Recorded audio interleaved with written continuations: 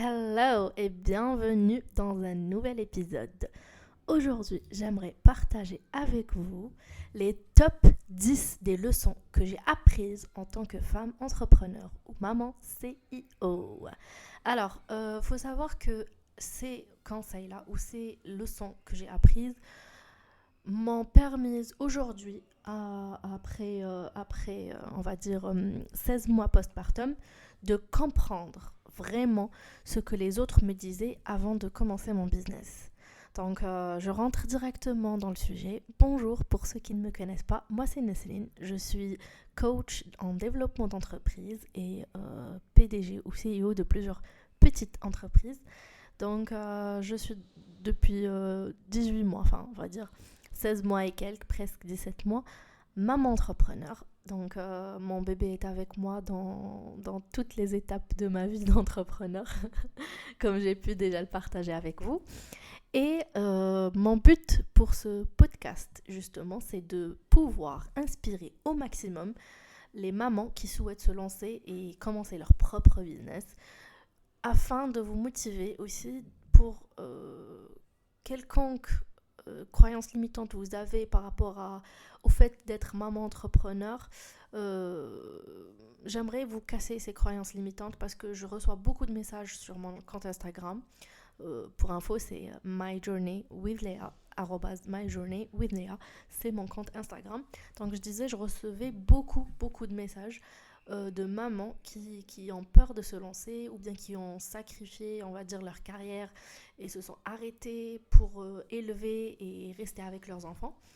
Et je pense que ce podcast est fait pour vous si vous êtes maman entrepreneur, future maman, et une maman qui veut tout simplement créer un business et vivre la vie de ses rêves, et pas que, c'est-à-dire même travailler sur le long terme pour pouvoir offrir à ses enfants l'éducation dont ils ont besoin, les écoles qu'ils ont envie d'intégrer, ils pourront le faire facilement, grâce à vous en tout cas.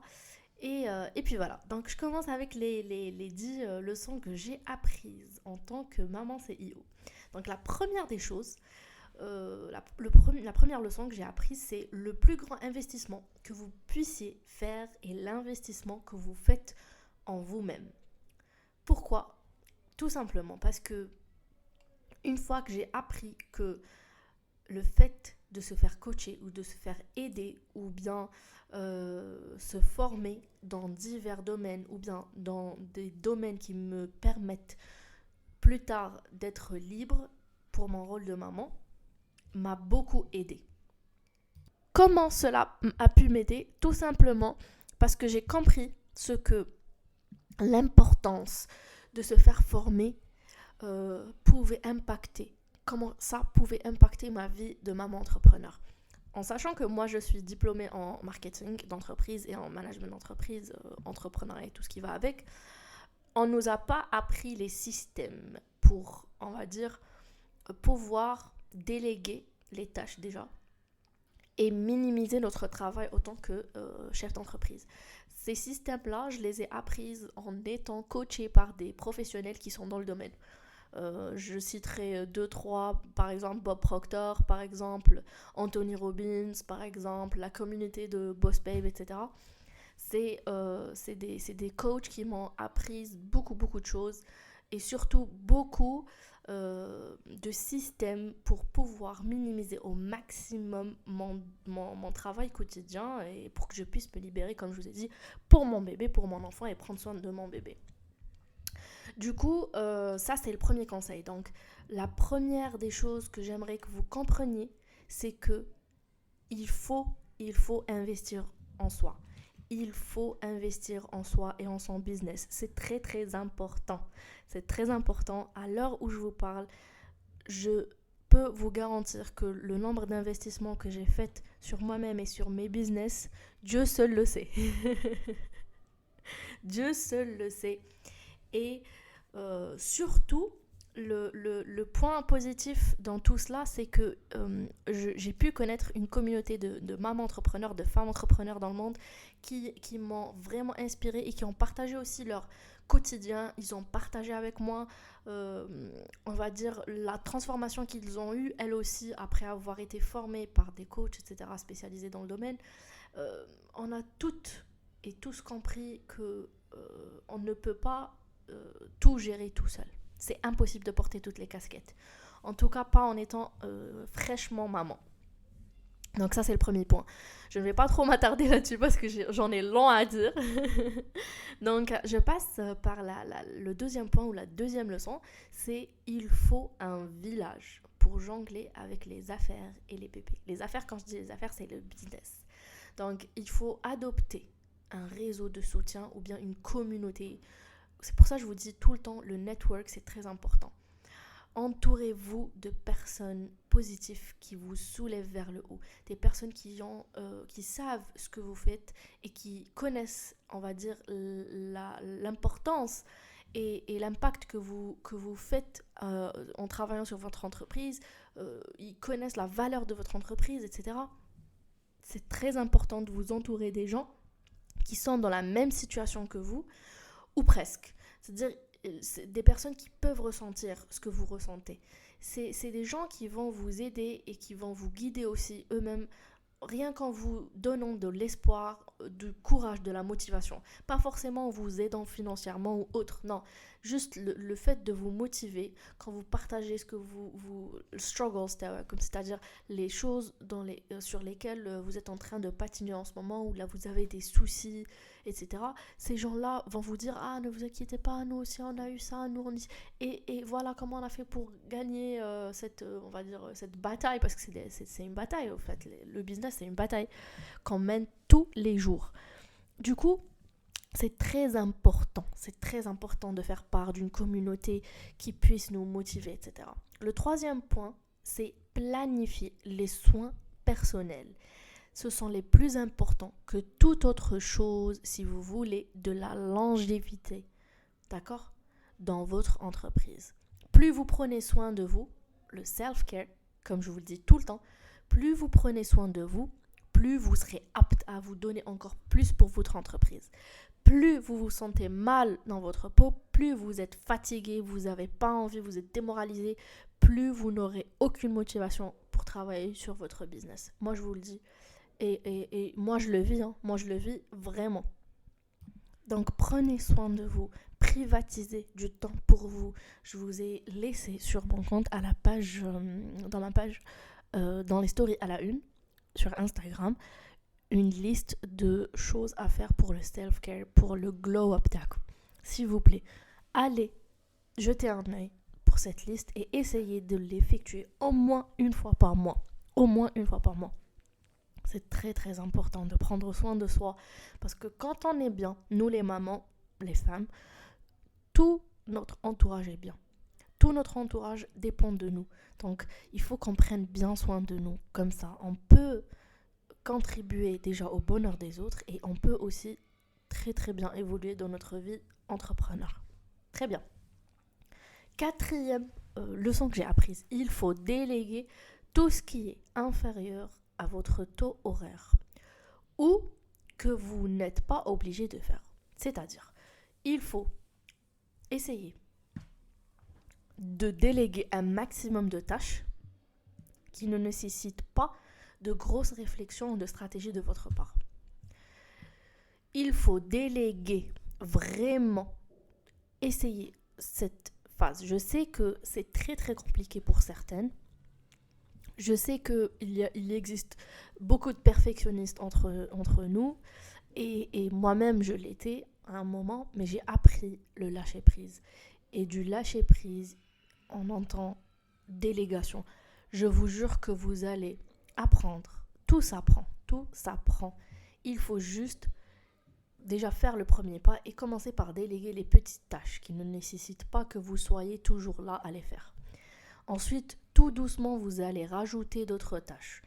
Et au fur et à mesure, vous allez vous libérer déjà pour prendre soin de vous, pour profiter de votre famille, pour vous reposer, pour faire d'autres choses, pour faire des activités, pour faire du sport, pour sortir, prendre un café avec tes copines, avec, votre maman, votre soeur, peu importe. Je vous jure que déléguer va vous libérer. Déjà, vous allez contribuer dans la société parce que vous allez offrir de l'emploi Et non seulement ça, et en plus de ça, vous allez surtout libérer beaucoup de stress de votre tête. Croyez-moi, c'est très important. Essayez de le faire petit à petit, progressivement, jusqu'à ce que vous puissiez le faire complètement et laisser que les tâches les plus importantes. Et quand je dis important, c'est vraiment important. Les négociations de gros contrats, je sais pas moi, ce que vous faites, peu importe votre domaine d'activité, essayez de déléguer un maximum. Ne restez pas sur les détails. Ça ne sert absolument à rien. Vous allez juste faire perdre de l'énergie et du temps. D'accord ? Alors, 5e point. Ce point-là, moi, je pense que moi, j'abuse avec ce point-là, mais vous allez me comprendre. Il est important de célébrer vos victoires et de partager vos succès avec les autres afin qu'ils puissent aussi les célébrer. Donc, à chaque petite, on va dire, victoire ou à chaque progrès que je fais, je m'auto-félicite déjà et je me fais plaisir. Bon, moi j'abuse, hein, j'avoue que j'abuse. Entre nous, j'abuse, je sais que j'abuse. Mais c'est plus fort que moi. On est toutes, nous les femmes, on est comme ça, on est dépensières, on fait que ça en fait. C'est notre plaisir de dépenser sur la maison, sur nos enfants. C'est même pas pour moi en fait, c'est beaucoup plus pour ma fille, pour mon entourage, etc. Mais c'est ma manière de célébrer mes succès, on va dire. Donc, célébrez-vous, faites-vous plaisir. Quand vous accomplissez votre to-do list, faites-vous plaisir. Achetez-vous un petit cadeau. On s'en fout, hein. On s'en fout du contexte du cadeau. L'essentiel, c'est de vous faire plaisir, c'est de vous féliciter. Comme ça, vous allez être encore plus motivé pour faire encore plus les jours à venir. C'est très important de le faire. Ok ? Alors, 7e point. Il faut toujours que vous sachiez que vos enfants vont grandir. Et ce n'est pas grave.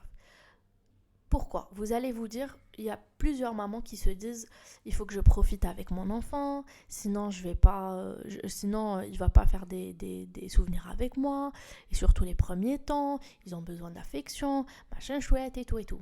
Ne vous inquiétez pas, votre enfant il est là toute sa vie avec vous. Vous avez tout le temps pour lui donner l'affection et lui donner du temps, etc.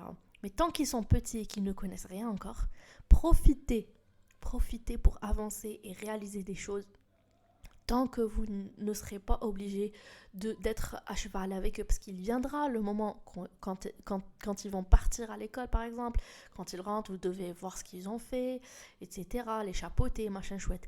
Mais quand ils sont petits, mais vraiment petits, vous avez l'opportunité de faire quelque chose. Et croyez-moi, c'est le meilleur moment pour commencer votre vie d'entrepreneur. Parce que une fois qu'ils vont grandir, votre business il sera sur pied, donc vous pourrez vous libérer pour vos enfants. Donc, c'est très important. Ok ?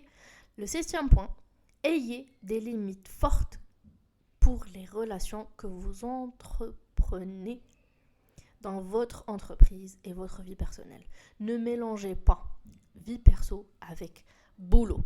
Quand je rentre à la maison ou bien quand je finis mes heures de travail, je ne parle plus de business. Ça ne sert absolument à rien. Il faut se détacher du business pour pouvoir évoluer dans un contexte sain. Parce que si vous rapportez le business dans le personnel, il n'y aura plus de vie. Il n'y aura absolument plus de vie. Je n'ai rien à rajouter. Je vous le dis comme ça, directement. Ne mélangez pas. Ayez des limites entre vie perso et votre entreprise. Good. Le 8e point, apprenez à dire non de temps en temps.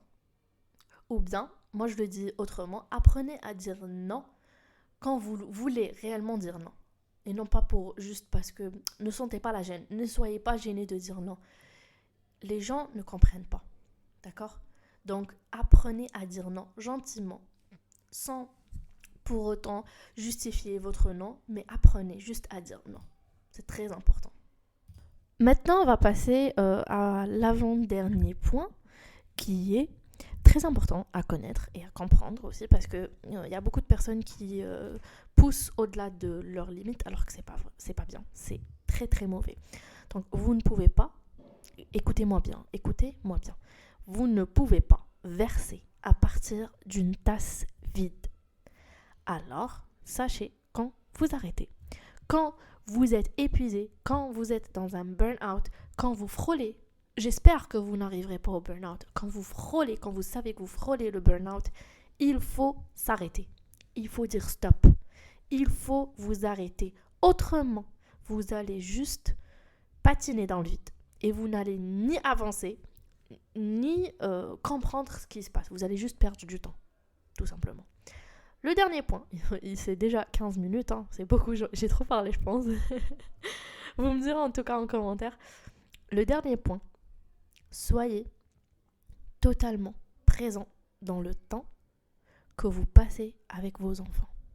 Profitez du temps que vous passez avec vos enfants. Faites-vous un planning.